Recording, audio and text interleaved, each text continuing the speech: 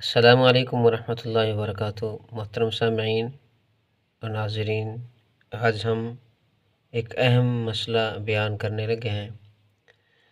وہ مسئلہ جو ہمیں اکثر اوقات نماز کے اندر پیش آتا ہے، جیسا کہ ہم سب کو معلوم ہے یہ بات کہ فرض نماز کی پہلی 2 رکعتوں میں اور تمام نمازوں کی ہر رکعت کے اندر سورۃ فاتحہ کے بعد سورت ملانا وہ واجب ہے۔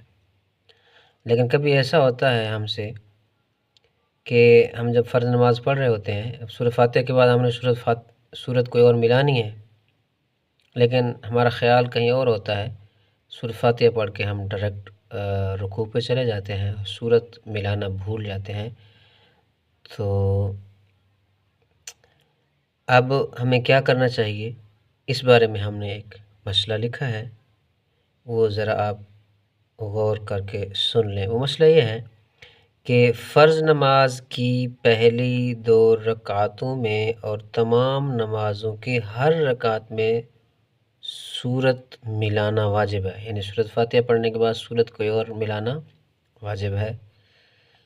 اگر کسی شخص نے سورہ فاتحہ کے بعد سورت نہ ملائی، یعنی وہ بھول گیا، تو اب کیا کرے؟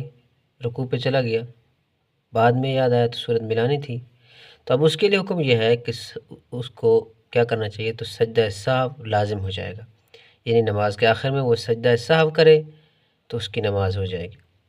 اور دوسرا مسئلہ یہ ہے کہ جہاں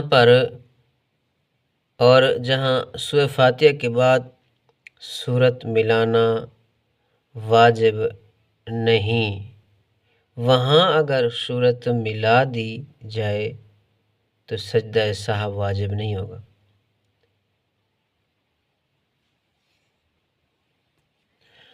یعنی جیسے کہ ہم ظہر کی نماز، فرض نماز 4 رکعت پڑھ رہے ہیں، تو اس کے آخری 2 رکعتوں میں سورت ملانا واجب نہیں ہے، تو یہی دوسرا مسئلہ ہم نے لکھا ہے کہ اگر یہاں کسی نے سورت ملا دی جہاں ملانا واجب نہیں ہے، تو اب اس کو کیا کرنا چاہیے، تو وہ مسئلہ لکھا ہے۔